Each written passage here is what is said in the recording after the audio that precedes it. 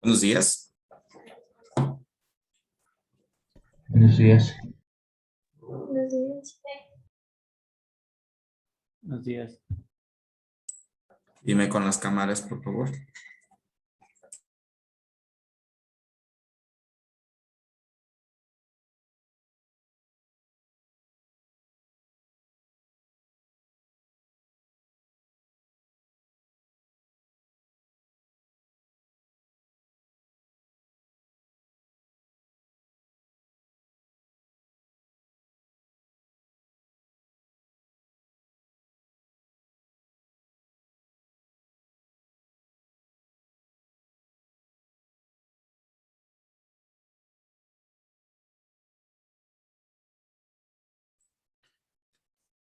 A ver, chicos, vamos a continuar con el tema de los semiconductores.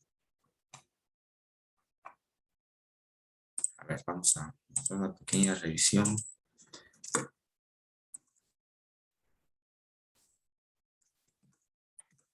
Hilary, Sí, ingeniero. camarita, por favor. Eso. Ya, a ver, Hilary, coméntenos sobre los materiales semiconductores. Ya, los materiales semiconductores son los que tienen propiedades tanto de aislantes como de conductores. Los más frecuentes, los que más se utilizan, son el germanio, el silicio y el arseniuro de galio. Sí. En intermediados, creo que de la Segunda Guerra Mundial se comenzó a utilizar el germanio, pero este era inestable por la temperatura. Entonces, después de este, se comenzó a utilizar el silicio, que este sí resistía los cambios de temperatura y se convirtió en uno de los más utilizados, por lo que también es uno de los elementos más abundantes de la Tierra. Pero después de ese se comenzó a utilizar el arseniuro de galio, que es 5 veces más veloz que el silicio. Ya, si hablamos anatómicamente, el silicio tiene 14 electrones, el germanio 32 y el arseniuro de galio, que está compuesto por arsenio por galio, que en el caso del galio tiene 31 de número atómico y el arsénico 33. Si hablamos de los electrones de valencia, el germanio y el silicio tiene 4 electrones de valencia, lo que es común de un semiconductor, y el galio tiene 3 electrones de valencia.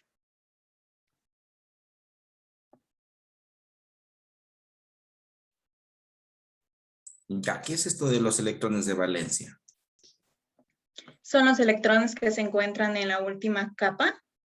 Según el modelo de Bohr, es la cantidad como de energía que pueden conducir. Por eso se encuentra en 4, porque son semiconductores. En los conductores hay 1 y en los aislantes 8. Ya, ¿y cómo se llaman los átomos que tienen 4 electrones en electrones de valencia? Los tetravalentes, Los que tienen 3. trivalentes, y los que tienen 5, pentavalentes. Ya, gracias, Hilary.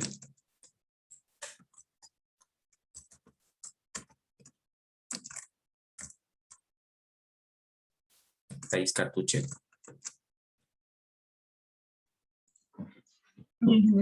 Ya prendo la cámara. Ya.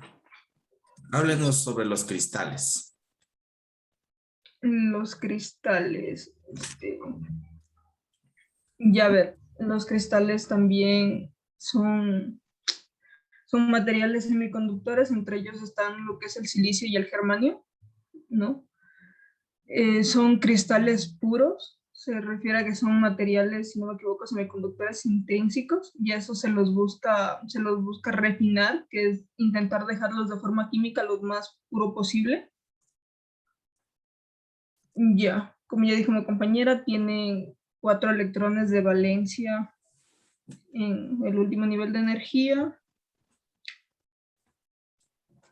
Y ya. ¿Cómo se forman estos cristales atómicamente? ¿Cómo se los conforman?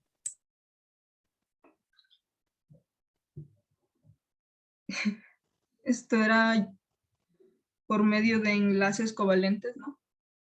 Sí, ya. Y y en estos enlaces covalentes habían huecos y el espacio que quedaba dentro, bueno, el espacio que había dentro del enlace covalente es lo que conocemos como huecos, ¿no?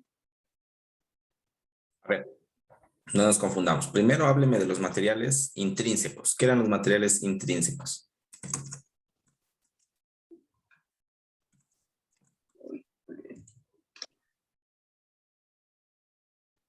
Ya le dije, ¿no? O sea, los materiales intrínsecos se los refinaba químicamente para dejarlo lo más puros posibles. En cambio, a los extrínsecos se los Ya, conocía como dopados y a esos se los llenaba de impurezas, si no me equivoco. ya. Ujú. ¿Qué son estos de los enlaces covalentes? Y ahí vuelta, los enlaces covalentes es por lo que están conformados los cristales, ¿no? Ya. Pero ¿qué es un enlace covalente? ¿Cómo se conforma? De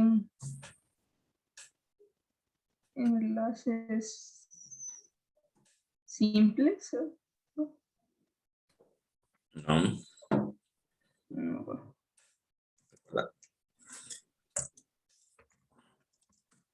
José Chávez, Josué Chávez.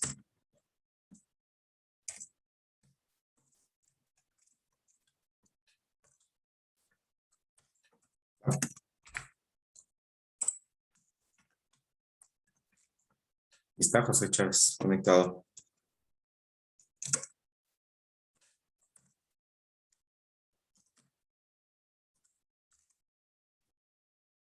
Dani Cobos. Sí.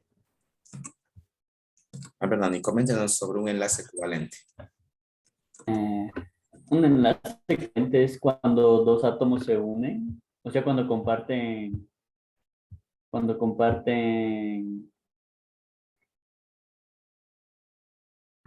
o sea, eso pasa cuando dos átomos se unen para llegar a ir el enlace covalente. O sea,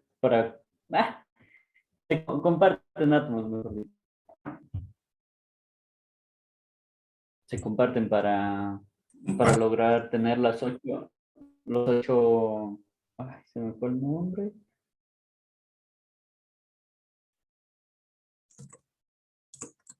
Se me fue el nombre. Es para lograr tener los ocho, ay, se me fue el nombre.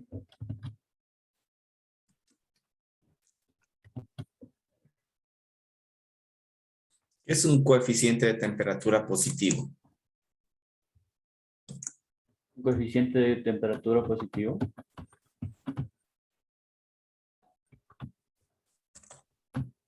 Es, ay, se me fue el nombre.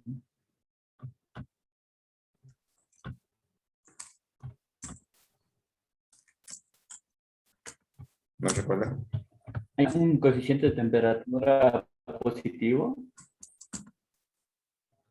Es cuando existe menos conductividad dentro del material, porque cuando es negativo la conductividad se vuelve mayor.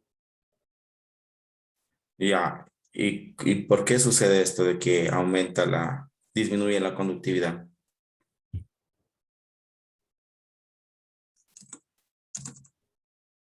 Eh, Cuando es más calor, el número de electrones, ¿cómo se dice?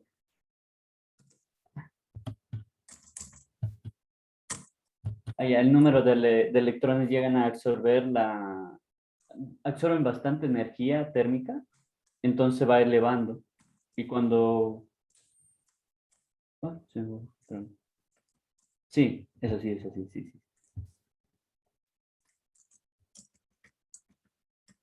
O sea, los electrones comienzan a absorber esa energía térmica y comienzan a elevarse. Ya. Jaime Mendoza, Presente, tu camarita, por favor. ya la enciendo. A ver, coméntenos sobre el coeficiente de temperatura negativo. El coeficiente de temperatura negativo es cuando al metal cuando le aumenta la temperatura, se convierte en un conductor. A un metal, seguro que un metal. O sea, a los semiconductores, al galio, al silicio y al germanio. Se les aumenta la temperatura, entonces se convierte en un conductor, porque rompe los 4 electrones de valencia. A ver, ¿qué es esto de la capa de valencia y capa de conducción? La capa de valencia es la que se encuentra al último de la estructura. En este caso, en el silicio y el germanio tienen 4. Y cuando se aumenta la temperatura, estos de aquí se van a romper y se va a convertir en un conductor. ¿Solo con temperatura? O con la energía. Si es más energía, se van a romper. Por ejemplo, si es un conductor y como los conductores al último tienen un electrón de valencia, entonces va a ser más fácil de romper. ¿Cuál es el valor de energía que necesito, por ejemplo, para pasar de la banda de valencia a la de conducción en el germanio? En el germanio, sí.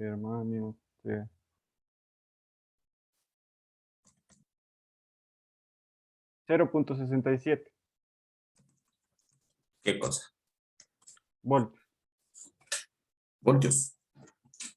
electrovoltios. Ya. ¿Qué son los enlaces covalentes? Los enlaces covalentes es, por ejemplo, el silicio tiene 4 electrones de valencia, entonces como si unimos silicio puro, entonces el silicio se va a unir porque son de 4, entonces cada uno va a tener con qué unirse.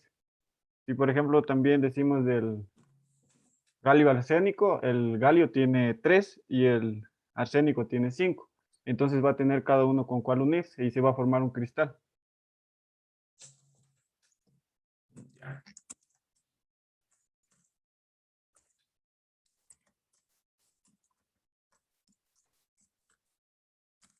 ¿Y Andrés Hernández? Presente ya. Prendamos las cámaras, por favor. Están apagadas las cámaras. Todos prendamos. A ver, Yandri, coméntenme sobre los materiales extrínsecos. Materiales extrínsecos también son llamados los dopantes. Se pueden modificar de manera significativa. Se dividen en materiales tipo P y tipo N. Ya, ¿qué son los tipo N? Son los que se crean introduciendo elementos de impureza que son los pentavalentes. Ya, O sea que contienen 5 electrones. ya. ¿Y qué logro con esto? Que tape las impurezas. Son llenados con las impurezas. Llenados con las impurezas. A ver, les repito la pregunta.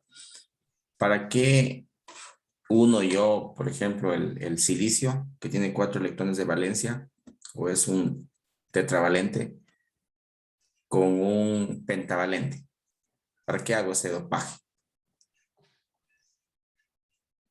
Hay vuelta.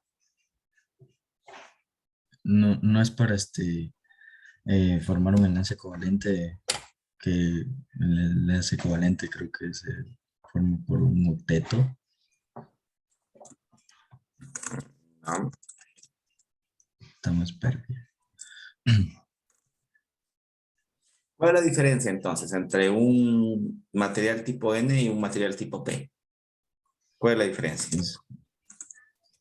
Bueno, en el tipo N es que el portador es mayoritario y el hueco portador minoritario. Y en el tipo P el hueco es el portador mayoritario y el electrón el minoritario. Ya. Ahora, ¿por qué en el tipo N los electrones son mayoritarios? Porque los electrones libres crean una impureza agregada y se establece un nivel de energía que absorben con menos dificultad. Ya. Cristian Guacha.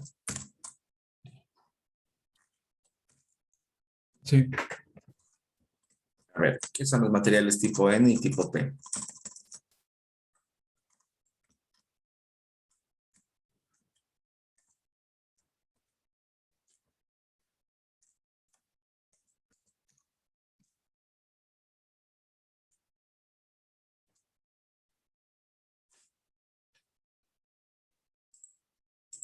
¿Ah?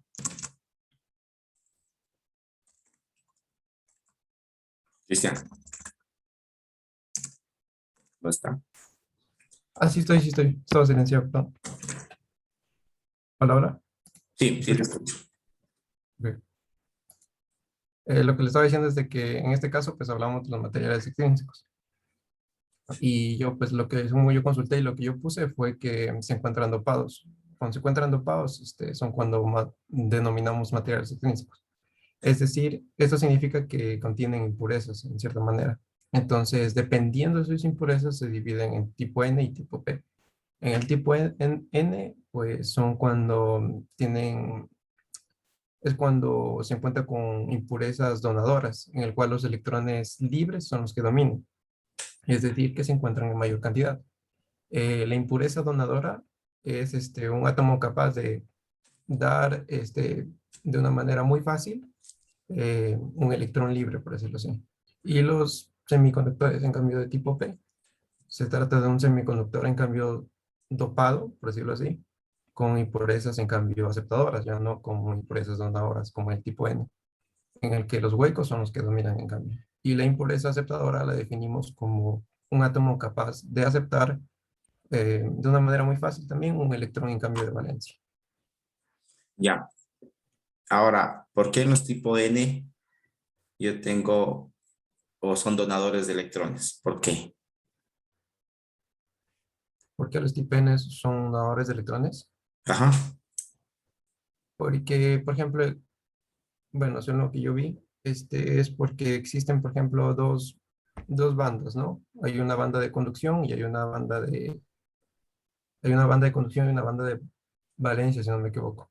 Entonces, en el momento en que fluye la corriente en el momento en que nosotros o sea, ponemos una diferencia de potencial a un semiconductor, existe una corriente, por ejemplo, de electrones, que es lo que usted dice, y una corriente de huecos. Entonces, al momento que fluyen cada una va en dirección opuesta a la otra. Entonces, yo creo que por ahí está la razón, en el que pues, son positivas unas y otras son negativas. Ya. Bueno, aún no me da la razón. ¿Alguien? ¿Alguien que me diga por qué los tipo N son donadores de electrones? Porque al momento de poner las impurezas, como las impurezas son de 5 electrones y el silicio solo ocupa 4, queda un electrón libre, entonces por la red puede circular más fácil ya que los electrones quedan sueltos. Ya, por ahí va. A ver, es por el tema del dopaje. ¿Sí? Si se acuerdan, en los tipo N, el silicio, que es un tetravalente, que es de 4 electrones de valencia, y yo lo dopo con un material pentavalente, de 5 electrones de valencia. Entonces, como el silicio va a crear enlaces covalentes, es decir, van a unirse electrones, dos electrones de átomos diferentes. Entonces, en este caso, la impureza va a crear 4 enlaces covalentes. ¿Sí? Y va a quedar un electrón que no va a estar con un enlace covalente. Pues esa es la razón. Entonces, el electrón, al no estar ligado con un enlace covalente, va a necesitar menos energía para poder salir o pasar a la banda de conducción. ¿Sí? Verán. Eso les expliqué ayer. Voy a compartirles.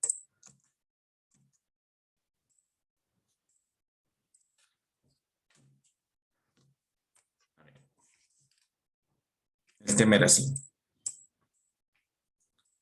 El silicio tiene aquí, ¿no es cierto? Tiene 4 electrones. ¿Sí? Electrones de valencia, ¿no? De los cuales estos tienen un enlace covalente, ¿cierto? Con otros átomos. ¿Sí? Con otros átomos. Pero en el caso de que yo estoy aquí dopándole, por ejemplo, con un electrón, con un átomo pentavalente, es decir, que yo tengo en cambio 5, ¿no? Sería 1, 2, 3, 4, 5. Entonces, estos de aquí van a crear enlaces covalentes con otros átomos de silicio. ¿Sí? Pero este electrón, miren, este electrón de aquí, va a quedar sin enlace covalente. ¿Sí? Entonces, de alguna manera, podríamos decir que este electrón de aquí va a estar, no suelto, ¿no? Pero va a estar menos ligado al átomo. ¿Sí? Es decir, necesita menor energía para poder pasar a la banda de conducción.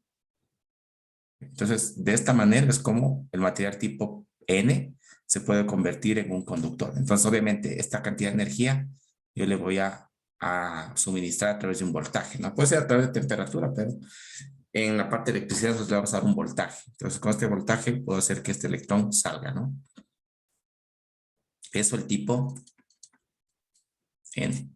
Y el tipo P, en cambio, era que yo enlazaba, miren aquí, el átomo de silicio, cambio con un átomo trivalente, es decir, con 3 electrones de valencia. Entonces aquí este se iba a enlazar con un átomo de silicio y este se iba a enlazar con un átomo de silicio y ese también con un átomo de silicio. Pero aquí va a quedar, digamos, otro átomo de silicio por acá, digamos, enlazado, enlazado, enlazado. Y aquí, en cambio, este electrón de silicio iba a tener un electrón que en cambio no va a estar enlazado con ningún electrón de la impureza. Es decir, aquí va a dejar un hueco. Bueno, que lo representamos con el símbolo positivo, ¿no? Entonces, por eso decíamos que el tipo P, en cambio, son aceptadores, porque pueden aceptar electrones que se encuentren libres para formar o completar este enlace covalente que tengo aquí. ¿Sí? Entonces, vamos a continuar con el tema de algunas aplicaciones, en cambio, que yo utilizo con esos tipos de materiales tipo N, tipo P. Específicamente vamos a tratar de lo que son los diodos. Déjenme ver un momentito por acá.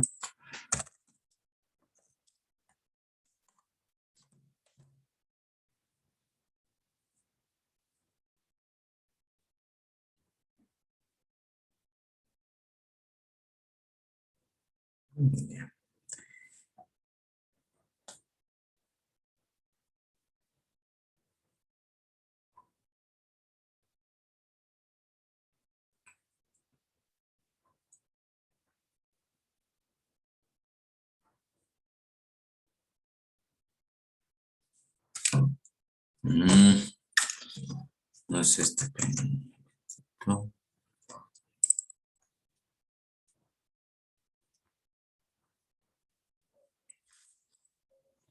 Bueno.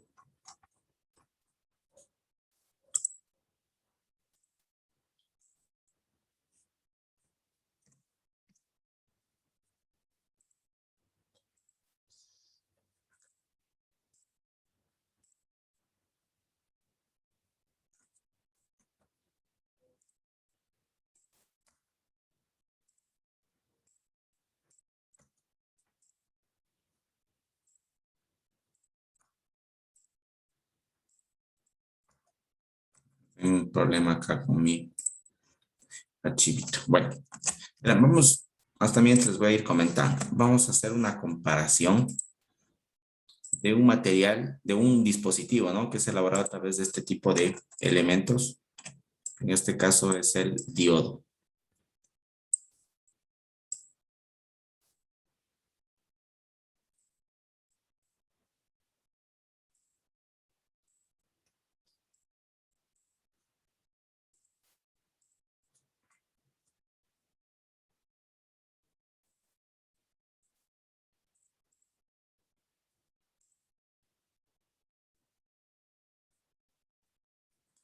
Está loco este. Un segundito, se me dañó.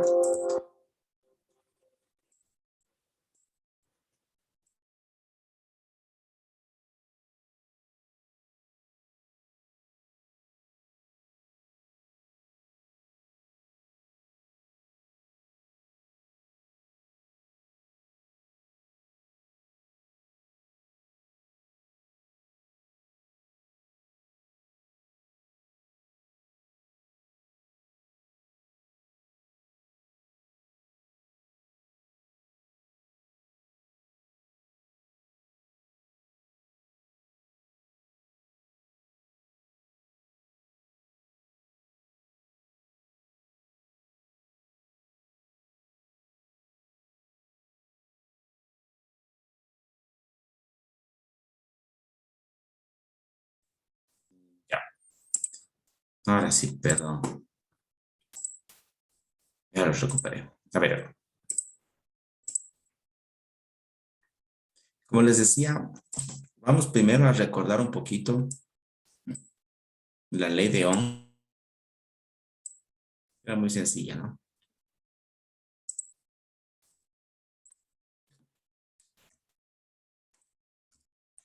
Para poder hacer una comparativa luego con lo que son los diodos, que son elementos dispositivos elaborados a través de semiconductores.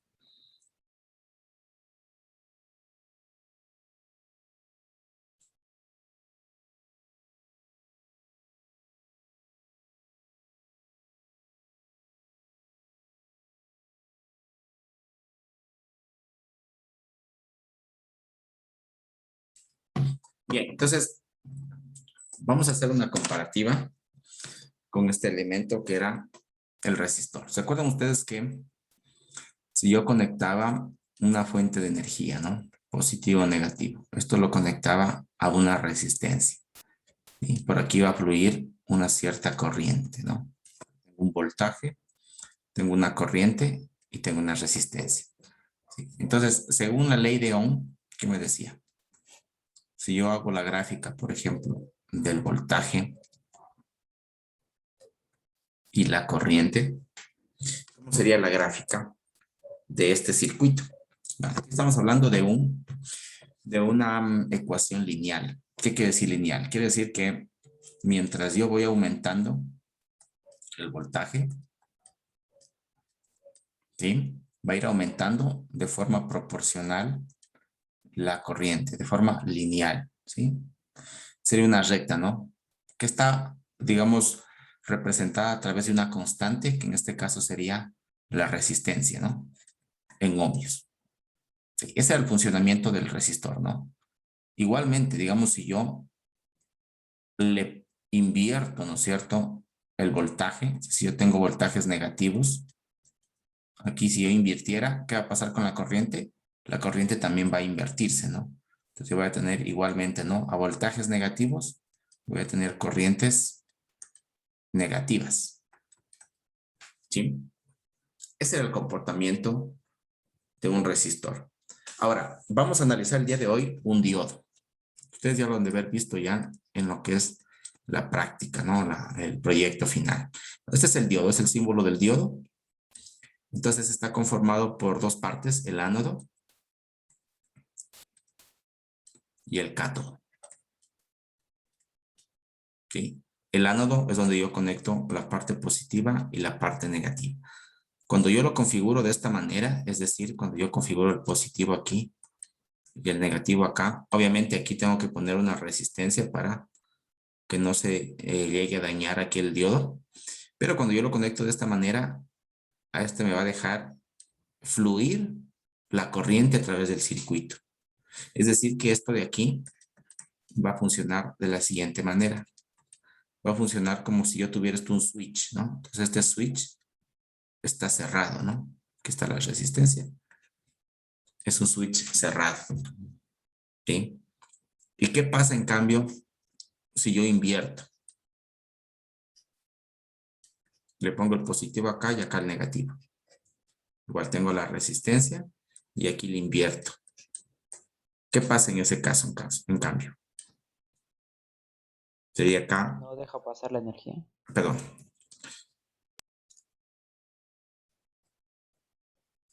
El diodo sería igual así, ¿no?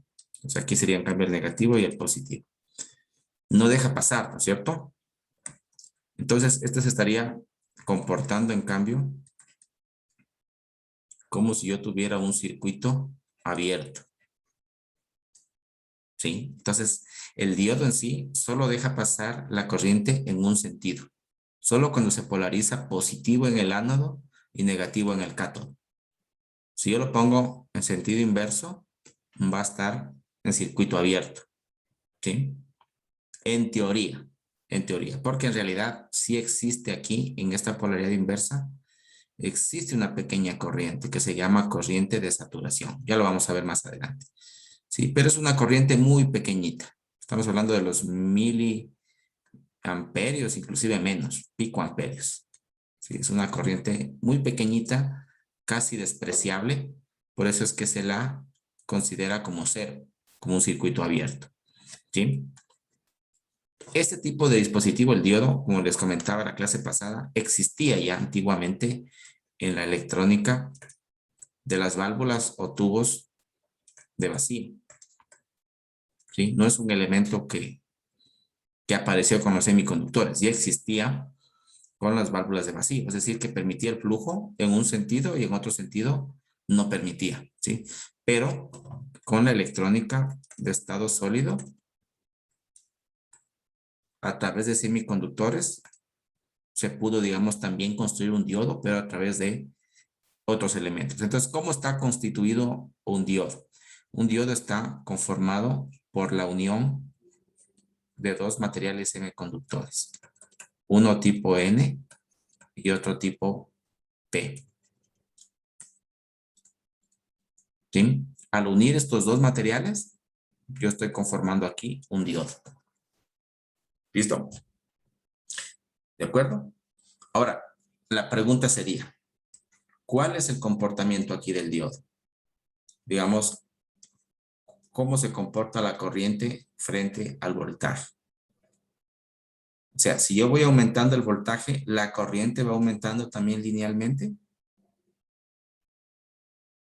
¿Qué dicen ustedes? ¿De qué forma se comporta la corriente con respecto al voltaje? No sé si alguien consultó esa parte, aunque ya es cuestión de diodo. Bueno, les comento. Esta tiene un comportamiento exponencial, así. Exponencial, ¿qué quiere decir? Quiere decir que crece, digamos, a partir de cierto valor, crece abruptamente. Por ejemplo, de aquí, digamos que yo tenga unos 10 picoamperios. De aquí, digamos, salta increíblemente a unos, por ejemplo, a 1 miliamperio y acá ya salta, digamos, a 1. Y acá salta a 10, a 100. ¿Sí? Tiene un crecimiento abrupto, por decirlo de alguna manera. Esa es una función exponencial. ¿Sí? La función exponencial es una función que está en relación con este número E. ¿Se acuerdan de este número? Es una constante matemática. ¿Se acuerdan qué era? Euler, creo. La constante de Euler. Es similar a la constante pi. Pi tiene un valor, ¿no es cierto? 3.1415 y tiene, digamos, una infinidad de números, de décimas, ¿no? No tiene fin. Igual este número, ¿no? Tiene una cantidad infinita de números. Entonces, Euler, si yo le elevo, por ejemplo, a una variable x, voy a tener una función de este tipo, ¿no? Entonces, pueden ser diferentes tipos exponenciales. Por ejemplo, exponencial creciente, puede ser exponencial decreciente, o puede ser inclusive así. Esas son las funciones exponenciales. Entonces, en el caso de el diodo, miren, tiene un crecimiento exponencial para valores positivos de voltaje. ¿Y qué pasa en cambio para valores negativos? O sea, lo que les estoy diciendo, esta gráfica de aquí me representa esto de aquí, ¿no? Cuando yo tengo aquí valores positivos, es decir, el positivo está en el cátodo y el negativo está en el ánodo. Perdón, al revés, el positivo en el ánodo, el negativo en el cátodo. Está polarizado de forma directa, que se le llama. Sí, entonces cuando yo tengo voltajes positivos, miren, al ir aumentando, es decir que yo varío el voltaje de esta fuente. Entonces, conforme yo voy aumentando el voltaje de esta fuente, la corriente y va a ir creciendo exponencialmente. Ahora, ¿qué pasa si yo tengo en cambio voltajes negativos? O sea, así, polarizado inversamente. ¿Qué pasa? Nosotros decíamos que esto, la corriente era cero, ¿no es cierto? Es un circuito abierto, en teoría. Yo les decía que en realidad sí existe una pequeña corriente que se le llama la corriente de saturación, que también es de forma exponencial, ¿sí? Pero es en cambio muy pequeñita, ¿no? Es más o menos así. Viene decreciendo exponencialmente y permanece en un valor, por decirle unos 10 picoamperios. ¿Sí? Esta es la gráfica esencial para que ustedes entiendan el funcionamiento del diodo. Entonces vamos a analizar cuál es la función matemática que me representa esta gráfica y cómo yo puedo interpretar esta gráfica. ¿Sí? Bien. A ver, déjenme ver un momentito. Bien.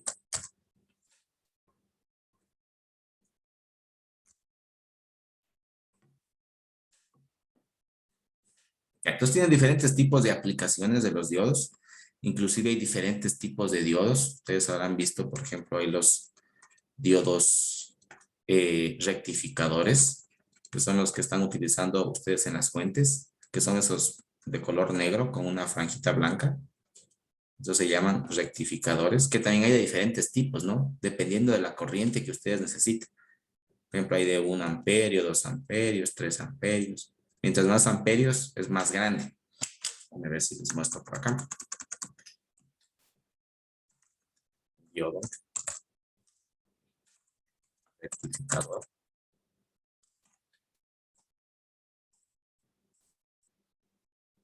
Miren.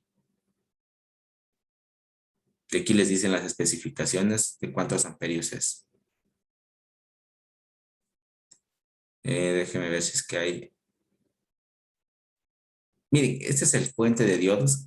También ya lo tienen encapsulado. No necesitan hacer el arreglo de los 4 LEDs. Perdón, de los 4 diodos. También ya viene así, ¿no? La entrada AC y la salida rectificada. Bueno, es otra cosa esto. Así también viene, en esta forma. Ese es un puente de diodos también. Pero quiero mostrarles los tamaños. Realmente los tamaños tienen relación, igual que las resistencias, ¿no? Entre más grande la resistencia, soporta mayor potencia. En el caso de los diodos, igual. Entre más grande, soporta mayor corriente. Oh, no hay aquí ninguna.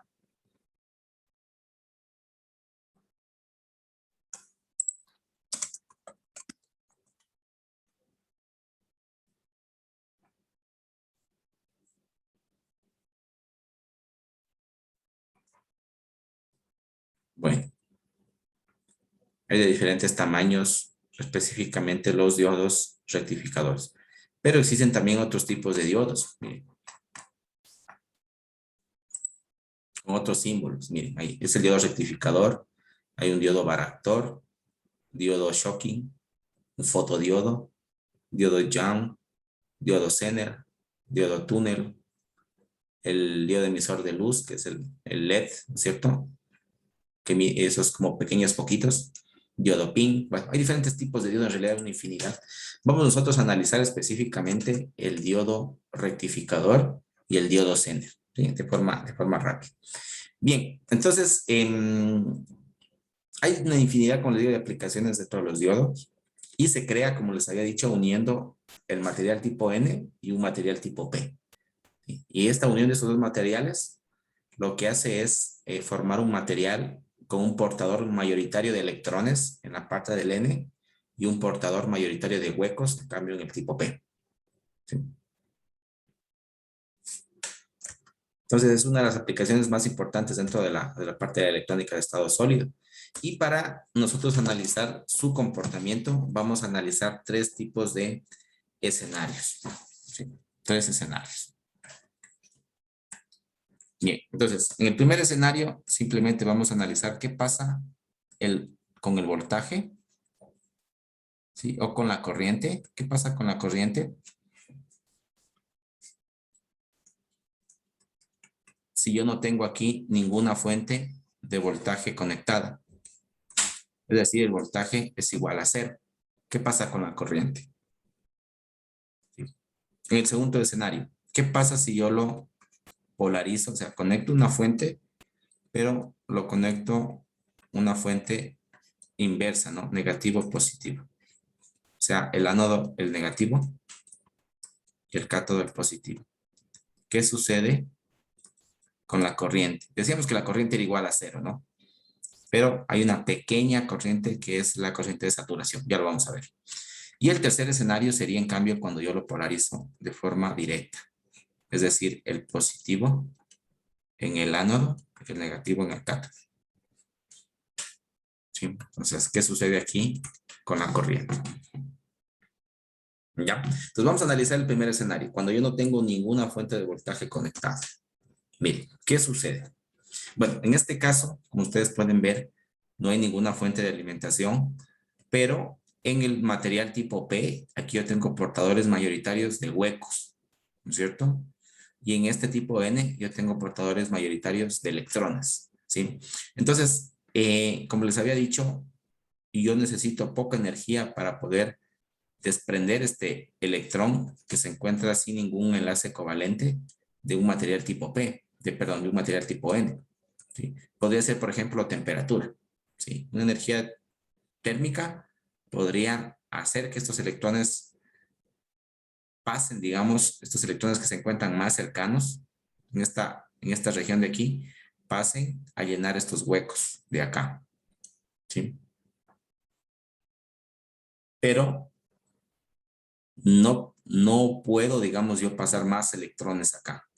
Porque para pasar más electrones, yo necesitaría tener una energía suficiente para sobrepasar esta región que se forma aquí. Esta región es llamada la región de agotamiento o de empobrecimiento. Es como una barrera que se crea dentro del diodo internamente, ¿sí? ¿Por qué? Porque miren, al pasar estos electrones que fueron excitados, digamos, de forma térmica, a llenar estos huecos de acá, estos elementos de aquí quedaron, digamos, cargados positivamente, o sea, quedaron ionizados positivamente. ¿Por qué? Porque miren, lo que estoy haciendo es moviendo los electrones del elemento impuro, de la impureza, ¿no es cierto? Yo tenía 5 electrones. Estos con enlaces covalentes, con enlaces covalentes, con enlaces covalentes. Y este sin enlace covalente.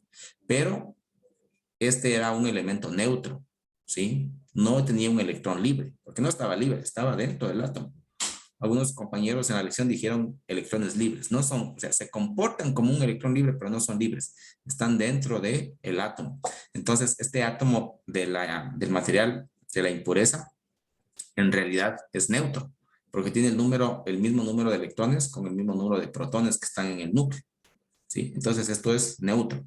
Pero, como les digo, en esta zona de aquí, al agregarle yo energía térmica, como yo necesito poca energía, este electrón puede salir a formar el hueco. Pero al salir aquí me va a dejar un espacio. Es decir, va a quedar cargado positivamente porque va a tener más números de protones que de electrones. Sí, por eso hay estos signos positivos aquí, ¿no? Son estos iones que se crean acá. Y acá, en cambio, miren, al llenar, en cambio, los huecos, igualmente acá, ¿no? En los huecos yo tenía un trivalente. Y aquí había un silicio, ¿no? Con 4 enlaces covalentes, pero un enlace covalente incompleto, ¿sí? Pero igual este es neutro y este es neutro. Al pasar este electrón acá, para llenar este enlace covalente, este de aquí se carga negativamente porque tiene más números de electrones que de protones. Porque recuerden que este inicialmente era un átomo trivalente con 3 electrones de valencia y ahora ya tiene 4. Pues por eso es que tiene aquí el negativo. Bueno, entonces al suceder esto, este fenómeno, solo por la temperatura, como les digo, estos electrones pasan a llenar los huecos y se queda ionizado aquí, ¿no? Positivamente y acá negativamente.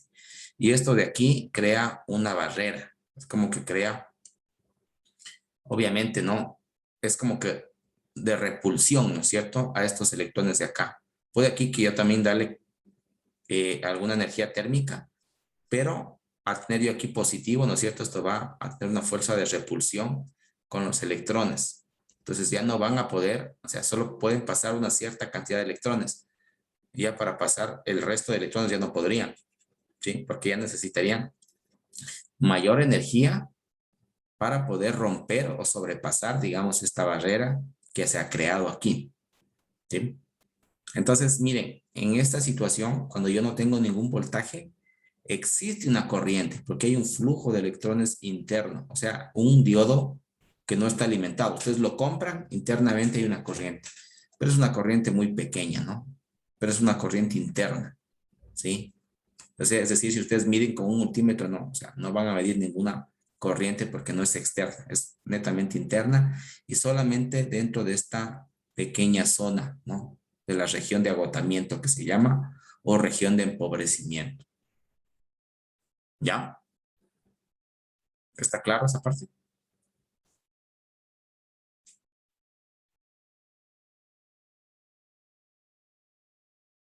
¿Sí o no? No, ingeniero, ¿podría repetir? A ver, aquí yo tenía dos materiales, ¿no? El tipo P y el tipo N. Entonces, decía que el tipo N tiene aquí, dentro de su composición con material, con las impurezas, tiene un electrón, digamos que no tiene un enlace covalente. Y este necesita poca energía para poder ser desprendido, ¿no? Pasar a su estado de conducción o a su banda de conducción. Entonces, solamente con agregarle yo energía térmica ya podría sacar un electrón. Entonces, esos electrones de aquí, de forma térmica, se vienen a convertir en electrones libres, ¿sí? Y acá, en cambio, en esta zona, ¿no? Al tener, en cambio, yo aquí materiales tipo P, es decir, huecos, o sea, son aceptadores de electrones, o sea, lo que quieren es un electrón, o sea, jalar un electrón, ¿no? Y aquí, en cambio, lo que quieren es sacar un electrón. Entonces, como hay estos dos materiales que son como complementarios, estos electrones libres vienen y llenan estos huecos de acá, ¿sí? Pero esto sucede hasta un cierto límite. O sea, no es que todos los electrones vienen a llenar todos los huecos, como les había dicho, ¿no? Solo pasa esto dentro de un límite, de una zona. ¿Por qué? Porque el momento en que estos electrones libres vienen a llenar los huecos, estos materiales quedan ionizados, ¿sí? Por ejemplo, aquí queda ionizado positivamente. ¿Por qué? Porque en este material, inicialmente que era un material neutro, es decir, el mismo número de electrones con el mismo número de protones, al sacar este electrón de aquí, quedó, digamos, cargado positivamente, porque tiene en cambio ya un electrón menos. Por lo tanto, tiene más número de protones. ¿Sí? Entonces se creó aquí una zona con iones positivos. Y acá, en cambio, miren, al agregar el hueco, un electrón adicional, como este era un material trivalente, al tener un electrón adicional para completar este covalente, este se vuelve, en cambio, un ion negativo, porque tiene mayor número de electrones que protones. Por eso es que aquí se forman electrones, digamos, iones negativos. Entonces, ¿se acuerdan ustedes en la parte electrostática? Los iones positivos repelen a los negativos. Entonces, si yo tengo aquí más electrones libres, van a ser de cierta forma repelidos por estos iones que están aquí. Igualmente acá, ¿no? Sí. Estos iones negativos repelen a los positivos. Entonces, ya no van a pasar más electrones acá por esta fuerza de repulsión que existe aquí.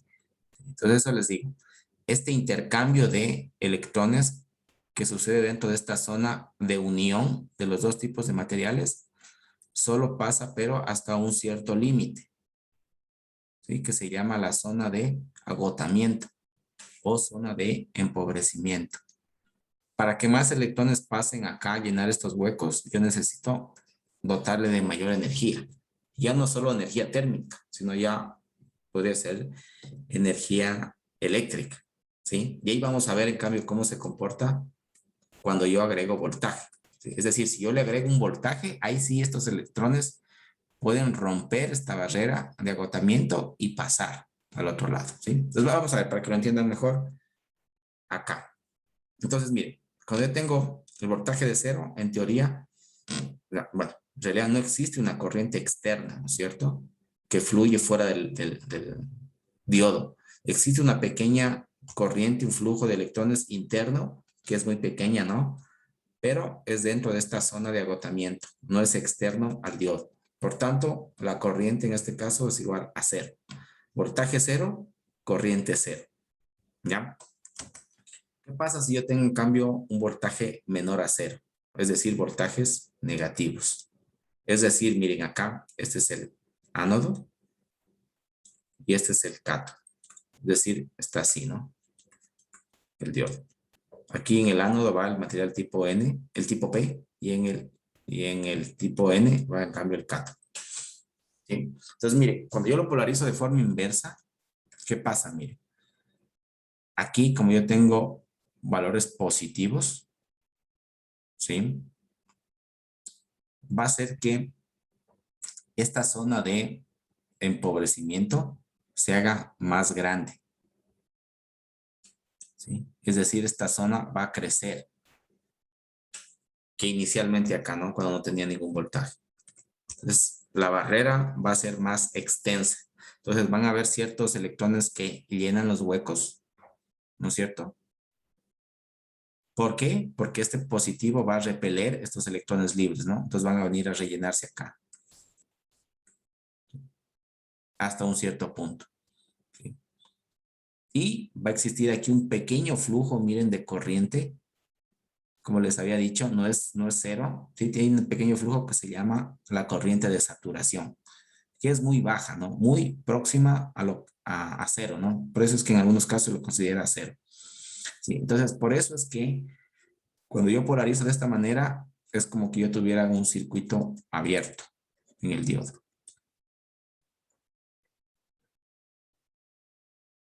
¿Ya? Ahora, ¿qué pasa cuando yo conecto en cambio un voltaje positivo mayor a cero?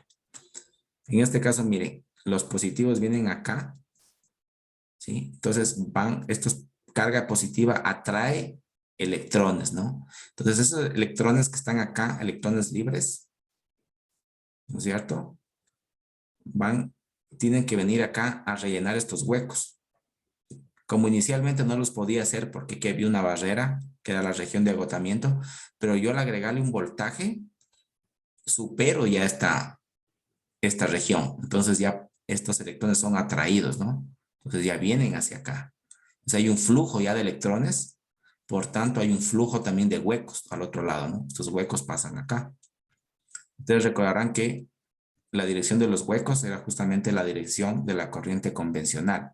Entonces vendría la corriente en este sentido, ¿no? En dirección de los huecos. ¿Sí? Entonces ya hay una corriente aquí. ¿Sí? Es por eso que el diodo conduce solamente en una dirección. ¿Sí? ¿Está claro? Aquí está, miren, justamente el símbolo del diodo. Aquí está, miren, en el ánodo. Yo tengo el tipo P. En el cátodo tengo el tipo N. ¿Sí? Pero la pregunta sería, entonces, yo les hago la siguiente pregunta. ¿Qué voltaje necesito yo aquí para poder sobrepasar esta barrera de empobrecimiento? Porque aquí se crea un voltaje. Si ustedes ven acá hay cargas negativas y positivas. Entonces hay una diferencia de potencial. Se crea un voltaje aquí. Entonces, yo tengo que aquí producir un voltaje inverso, pero mayor, para poder romper esto de aquí. Entonces, este voltaje de aquí, por lo general, bueno, depende del tipo de diodo, pero los de silicio, por ejemplo, es aproximadamente 0.7 voltios. ¿Sí? Ese es el voltaje que se va a producir en el diodo. Entonces, yo necesito tener un voltaje superior a 0.7 para poder romper esta barrera y que conduzca la corriente. ¿Sí? Pues aquí justamente se ve lo que les comentaba en un inicio, la gráfica. ¿Cómo se comporta esto, no? Aquí les decía, había un límite en el que la corriente ya comenzaba a crecer más drásticamente. Y ese era justamente el voltaje de barrera, ¿no? Cuando yo supero el voltaje de barrera, comienza a crecer. Entonces, veámosle, miren, la ecuación que representa esta función matemática. Es esta de aquí. Esta es la ecuación. Esta es la gráfica, ¿no? Entonces, bueno, en esta gráfica hay dos partes. Esta parte punteada y esta parte azul. Esta parte punteada es la ecuación, digamos, teórica. Cómo se comportaría en teoría. Y la azul, en cambio, es cómo se comporta ya en cambio un dispositivo real. ¿Sí? Bueno, por el momento analicemos solo la punteada. Miren, entonces esta punteada, miren, como les había dicho, ¿no? Cuando yo tengo voltajes positivos en el diodo, polarizados así, ¿no? Positivo en el ánodo, negativo en el cátodo. Miren, aquí no tengo ninguna corriente. Miren, 0.3 no hay corriente. Aquí 0.4 ya comienza a crecer la corriente. Está en miliamperios, ¿no? Aquí con 0.4 ya tengo 0.5 miliamperios. Acá ya tengo, miren, un poquito más. Hasta, miren, en este caso, el voltaje de barrera es 0.5. Cuando yo sobrepaso este voltaje de barrera, miren, ya el diodo comienza a dejar pasar la corriente, miren, y crece abruptamente, miren. Por ejemplo, de 0.5 a 0.51, miren cómo crece. Digamos, de 2 miliamperios a unos 7 miliamperios, ¿no? Acá, miren, por ejemplo, en 0.05 voltios, que en realidad es poco la variación, ya crece a varios miliamperios, ¿no? ¿Sí? Entonces, y en cambio, miren, cuando yo lo polarizo de forma inversa, para voltajes negativos me está indicando esta gráfica, ¿no? De menos 10, menos 20, menos 30. Es decir, en el cátodo negativo, en el ánodo negativo y en el cátodo positivo, yo tengo sí una pequeña corriente de saturación, pero miren, es muy pequeñita, ¿no? Primero es 0 y de acuerdo a cómo aumenta el voltaje, miren, llega máximo a 10 picoamperios, ¿sí? Y se mantiene, ¿no? Por más que yo le aumente el voltaje, hasta 40, 50, 100 voltios, esta corriente igual va a ser de 10 picoamperios, ¿sí? 10 picoamperios, que es despreciable, ¿no? Casi próxima a 0. Por eso es que se considera como que fuera un circuito abierto. Y acá en cambio como que fuera un circuito cerrado. ¿Ya? Entonces, veámosle la ecuación matemática. Esta misma. Esta misma, la ecuación, ¿no? Pues miren, aquí me está diciendo que la corriente, en este caso, mi corriente instantánea, va a ser igual a la corriente de saturación por Euler elevado a BD, que es el voltaje de polarización directa, dividido para N, que es un factor de idealidad, bueno, que esto está en función de las construcciones físicas del elemento, cómo está constituido. Recuerden que, por ejemplo, en el diodo, aquí tengo el material, ¿no es cierto? Tipo P, tipo N, pero por ejemplo, aquí necesito yo acoplarle a unas placas metálicas y aquí a unos conectores, ¿no? Para poderle yo dar el funcionamiento ya físico. Todo esto, inclusive las placas, el tipo de material, el tipo de cómo uno yo esto afecta, ¿no? Al comportamiento del diodo. Por eso es que aquí hay un cierto factor de idealidad, ¿no? Y este voltaje T, en cambio, es el voltaje térmico, ¿no? Es utilizado en termodinámica esta parte de, bueno, voltaje térmico. ¿Cómo yo lo calculo en cambio el voltaje térmico? Mire, está en función de K, que como les digo se utiliza bastante en termodinámica, que se denomina la constante de Boltzmann. Es una constante universal también, ¿no? Que es de 1.38 por 10 a la menos 23 Joule sobre K. ¿Sí? Esta es una constante. Está acá. ¿Sí? Multiplicado por T, que es la temperatura absoluta en Kelvin, en grados Kelvin. Y Q, que en cambio es la magnitud del electrón, ¿no? 1.6 por 10 a la menos 19 coulombs. Ahí yo saco este voltaje T, ¿no? O voltaje de temperatura. Y todo esto menos 1. Entonces, miren, esta ecuación de aquí, si yo la grafico, es decir, al variar estos parámetros, variar el voltaje, tanto voltaje térmico como voltaje del diodo, yo voy a tener, miren, como les había dicho, una gráfica exponencial, que aquí tengo un Euler, ¿no? Entonces va a ser de esta forma, ¿no? Va a crecer exponencialmente. Igualmente en la parte negativa. ¿Ya?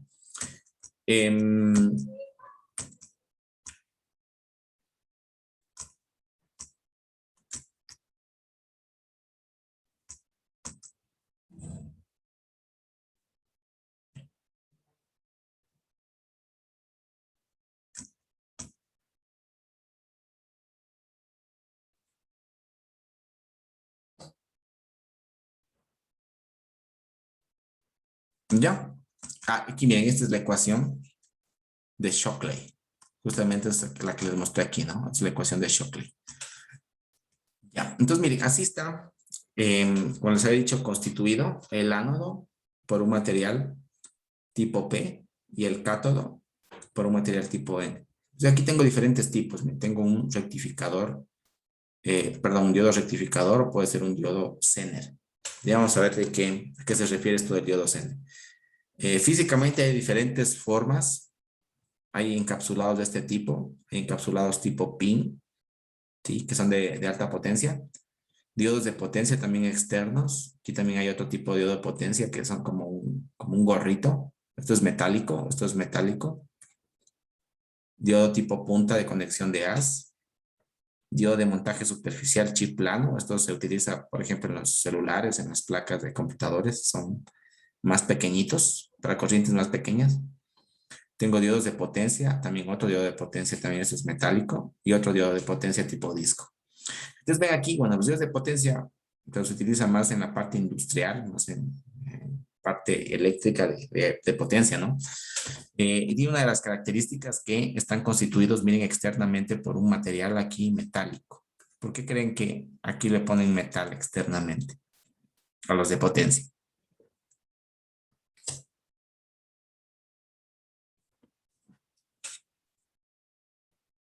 ¿Qué piensas?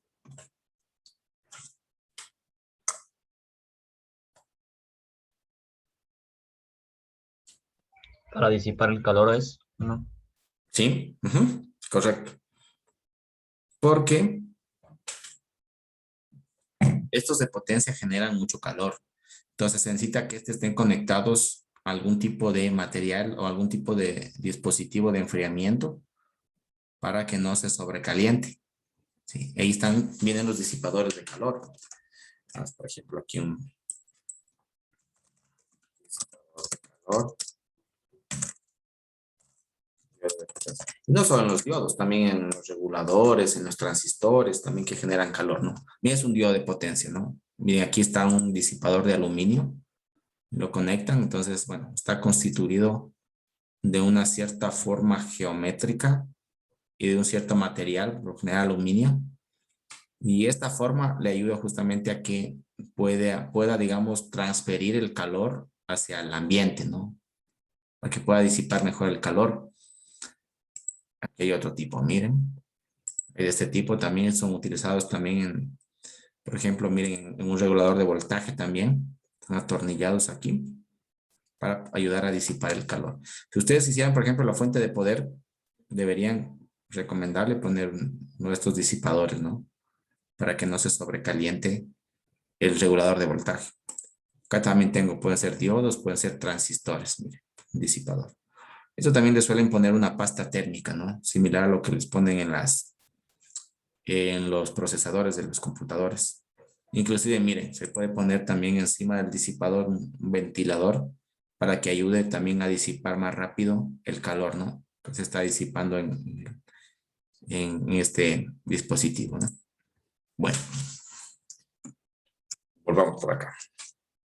Bien, entonces vamos a ver, miren aquí el funcionamiento con un multímetro. ¿Qué pasa cuando yo mido con un multímetro? Pues tendría que yo ponerle, obviamente, aquí, ubicarle al multímetro en la opción de diodo. Entonces yo puedo comprobar, por ejemplo, si yo no tuviera la seña, ¿no? Porque externamente son de color negro con una franja blanca, ¿no? Entonces esta franjita blanca me indica el cátodo y acá en cambio sería el ánodo. Pero digamos que yo no tengo esta franjita, yo quiero medirlo o inclusive quiero medir si está funcionando correctamente. Entonces yo pongo el multímetro en el símbolo de diodo. Aquí yo tengo el positivo y el negativo del multímetro, ¿no? Si yo pongo el positivo en el ánodo y el negativo acá, me va a medir en este caso cuál es el voltaje de barrera, ¿no? El voltaje que yo voy a tener, ¿se acuerdan? Para poder yo sobrepasar la barrera, que en este caso, bueno, al ser de silicio, en este ejemplo, miren, es de 0.67 voltios.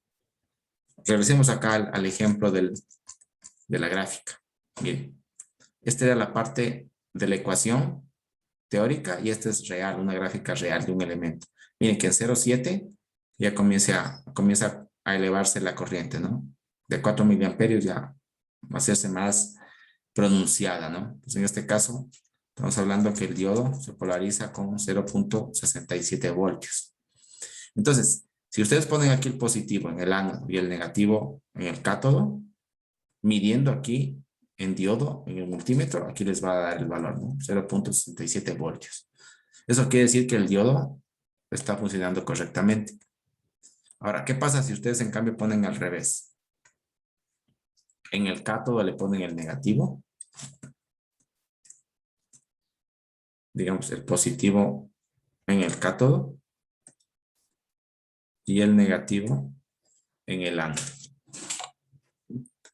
En este caso, en cambio, como no hay conducción, aquí en el multímetro les va a decir esta de aquí, ¿no? Ese símbolo, OL. Esto me indica que un circuito está abierto, ¿no? Entonces, si le sale OL, el diodo está correcto, ¿sí? Porque en esa polaridad no debería conducir, ¿sí? Entonces, tendría que hacer la prueba en ambos sentidos, ¿no? Positivo en el ánodo y les da 0.67 voltios, está bien. Cambian de polaridad y les da OL, quiere decir que el diodo está funcionando correctamente, ¿sí? Pero ¿qué pasa en cambio si ustedes le ponen aquí, ¿no es cierto? Como está el positivo en el cátodo, el negativo en el ánodo, y no le sale OL, le sale un valor. ¿Qué quiere decir? Quiere decir que el diodo está defectuoso porque está dejando conducir en polaridad inversa. Entonces este diodo está en cortocircuito, está defectuoso, ¿sí? Y lo mismo sucede si ustedes ponen acá el positivo en el ánodo y el negativo en el cátodo, pero en vez de salirles los 0.67 voltios, les sale OL. ¿Qué quiere decir? Quiere decir que no hay conducción en polaridad directa, ¿no? No hay conducción. Por lo tanto, el diodo está también defectuoso. Se quemó, se dañó. Es decir, internamente está roto. Es como que estuviera así, internamente, ¿no? No está conduciendo energía. Entonces, habría que reemplazar ese elemento. Está dañado. ¿Sí? ¿De acuerdo? ¿Estamos bien? Sí. ¿Alguna duda tal vez hasta ahí?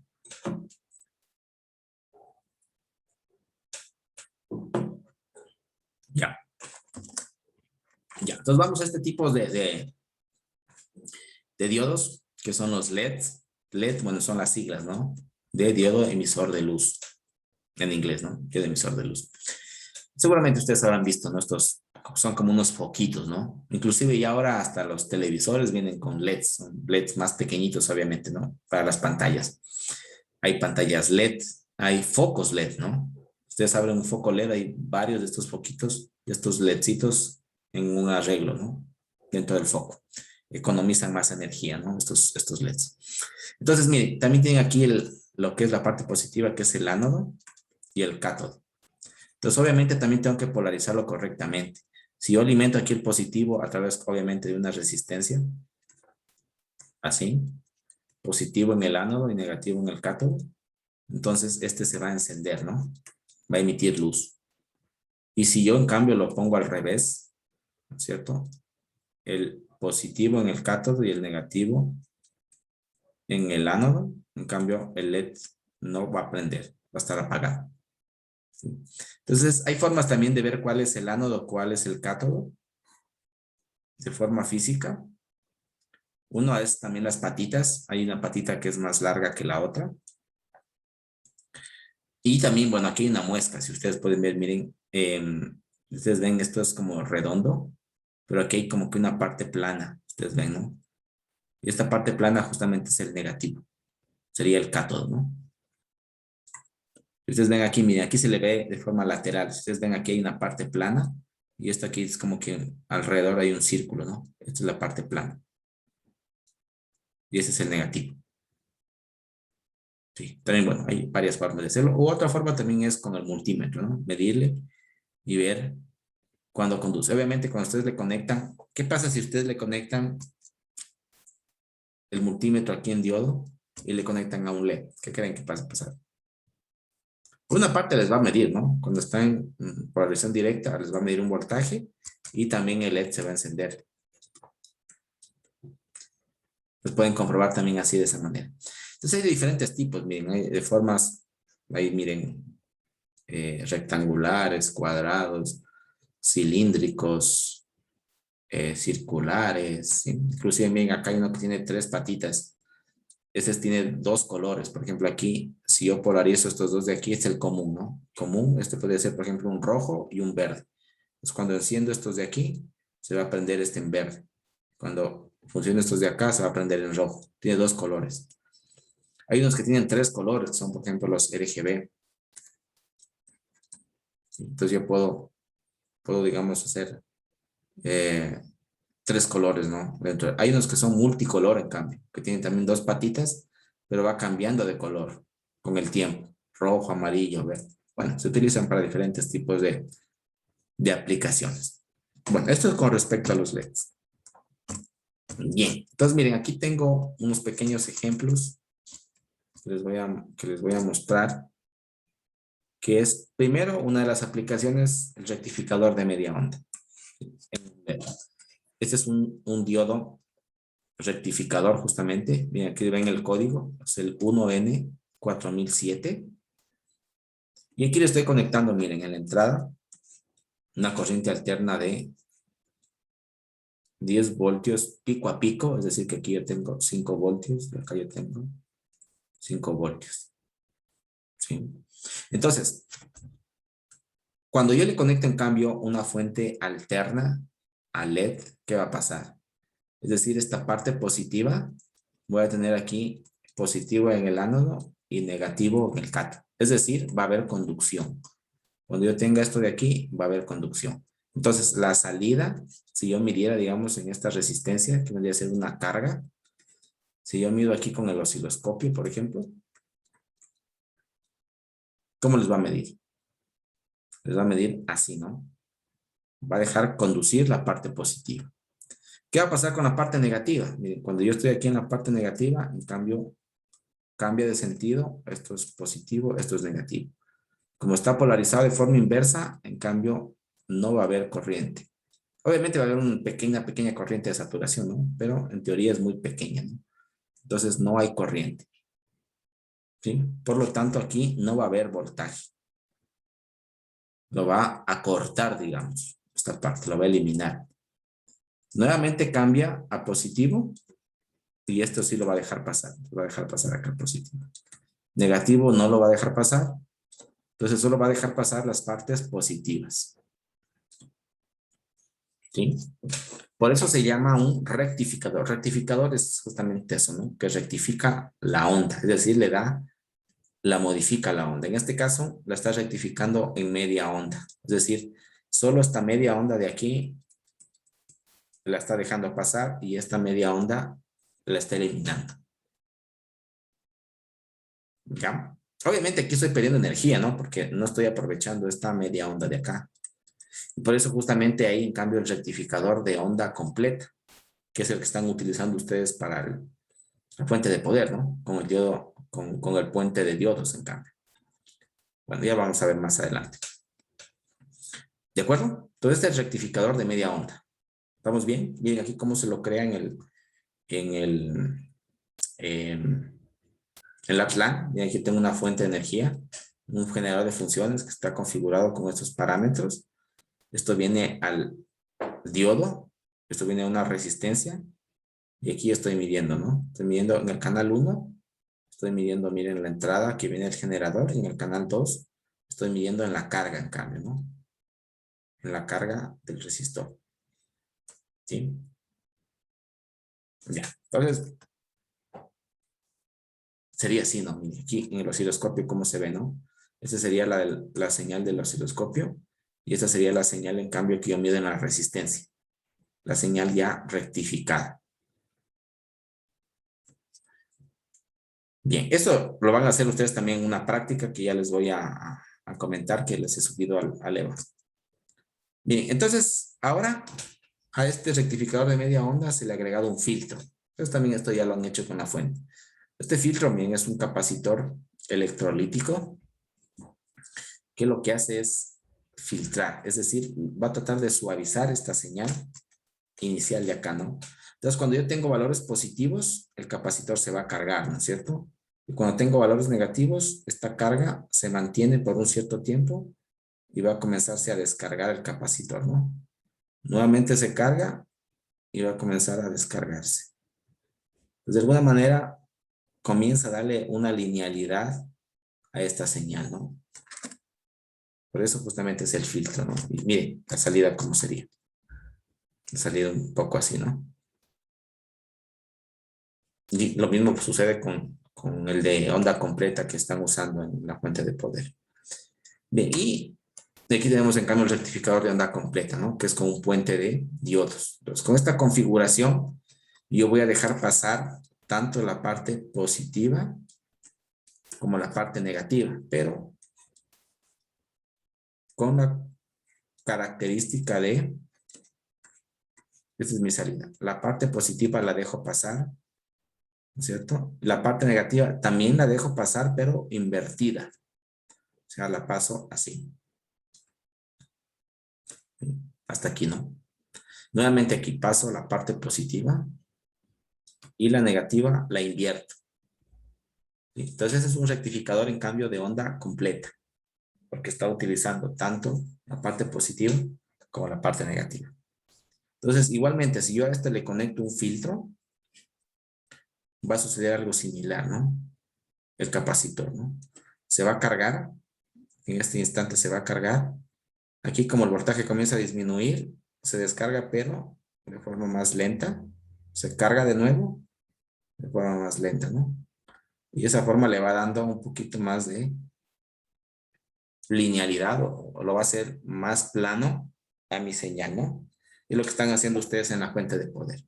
Entonces, como les había comentado, pueden ustedes construir con esta configuración a través de 4 diodos o pueden también ya comprarlo. Miren, existe ya encapsulados, ¿no? Este puente ya encapsulado. Entonces, miren, aquí ingresa la señal alterna y aquí sale en cambio ya la señal rectificada en onda completa. El negativo y el positivo. Creo que les mostré también unos redonditos que habían. Creo que esos redonditos eran de 1 amperio.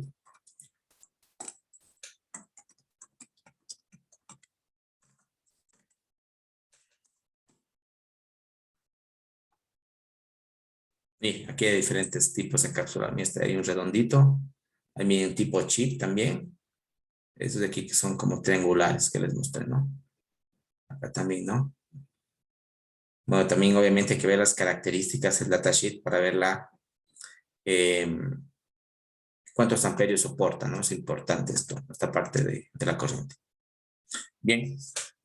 Entonces, aquí, bueno, hay un ejemplo que les dejo ahí para que, bueno, que ustedes ya lo están haciendo en el proyecto, pero miren cómo aquí en el puente yo conecto, ¿no? La entrada en la parte superior de la corriente alterna. Aquí le estoy poniendo a tierra. Y aquí, en cambio, en estos lados saco mi señal ya rectificada, ¿no? Y aquí le estoy conectando, obviamente, a una resistencia que lo estoy dando como que fuera una carga, ¿no? Para poder medir el voltaje. Entonces, miren, en la parte roja se ve la señal alterna y en la parte azul la señal rectificada. Miren cómo esta parte negativa, por ejemplo aquí, miren, esta parte negativa, la rectifica y la hace positiva. Y obviamente aquí si yo le pusiera al capacitor el filtro, entonces aquí sería en cambio así, ¿no? Algo así. Ya se va haciendo más DC, más corriente directa. Sí, bueno, ahí creo que está más claro también con lo que están haciendo ustedes con la fuente. Bien, ¿alguna duda tal vez?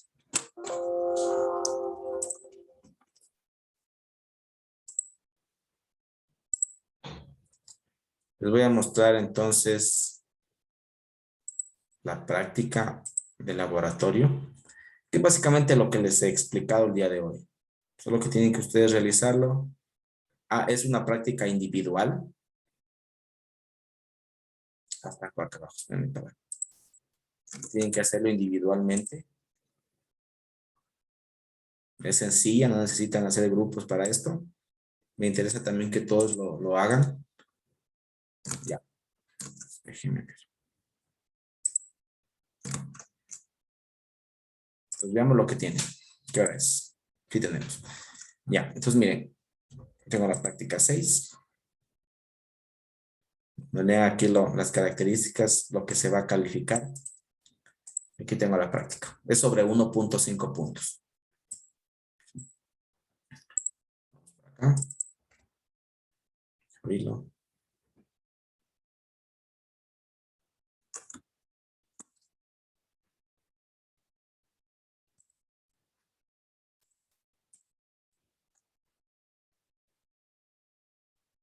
Bueno, vamos a utilizar los diodos para armar en este caso un circuito rectificador de media onda.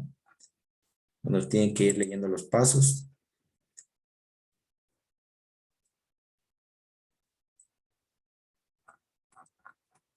Miren, ¿no? Aquí vamos a crear primero este circuito rectificador de media onda.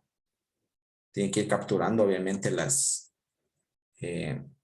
gráficas y llenando este cuadro que les pide aquí, ¿no? La tensión, en este caso, cuál es el voltaje que se genera en el diodo, cuál es la corriente, de aquí medir la corriente en el circuito. Primero cuando está en polarización directa, después le cambian de sentido, es decir, le dan la vuelta al diodo y miden igualmente el voltaje en el diodo y la corriente en el circuito. ¿Sí? Es lo que hemos hablado hoy en la clase. ¿Qué más les pide? Luego, en cambio, van a cambiar esta fuente DC y la van a hacer, en cambio, corriente alterna. Primero era corriente directa. Ahora vamos a hacer en corriente alterna, que ya vendría a ser un rectificador de media onda. Pues igualmente, ¿no? Aquí están las características de la señal. 10 voltios pico a pico, 50 hercios. Van a hacer capturas del osciloscopio. Y luego van a añadirle a esto un filtro, un capacitor. Igual van a hacer capturas, ¿no? De cómo va a ir modificando la señal, ¿no? Y luego les pide, en cambio, modificar este capacitor a 3 valores. Miren, a 1 microfaradio, a 10 microfaradios y a 0.1 microfaradios. Los van a probar con diferentes valores de capacitores. Igualmente, ¿no? Por cada capacitor, una captura. ¿Sí? Y van a ver cuál es la diferencia de la señal con cada uno de los capacitores. ¿Sí? Ya. Y finalmente, miren, van a armar este circuito con una fuente de corriente directa. Y aquí, en cambio, van a utilizar un diodo Zener. ¿Sí? Déjenme ver por acá.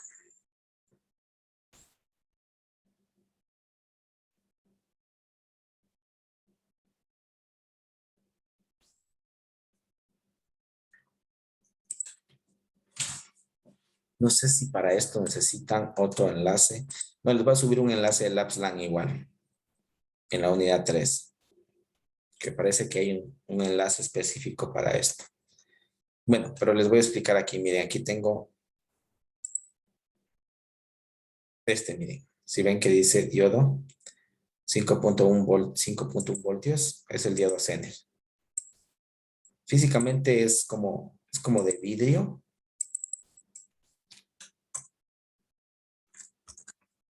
Y tiene un color como naranja.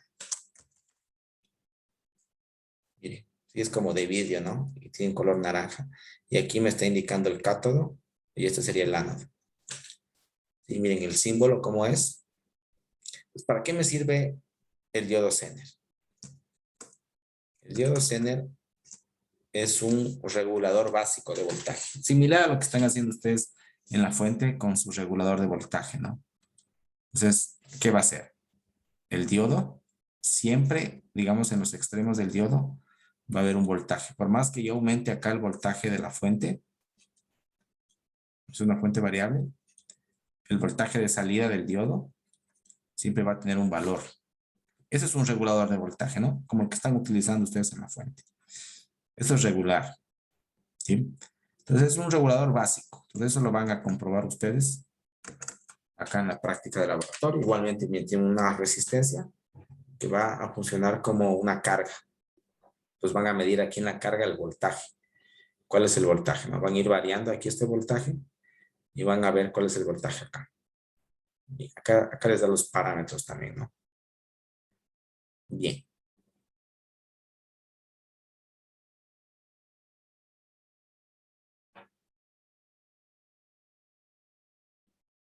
Aquí no les da el nivel de voltaje. No pueden irlo variando, ¿no?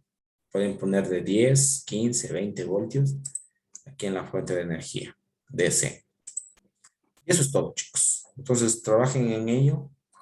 Me parece que estaba hasta el próximo día martes, si mal no recuerdo.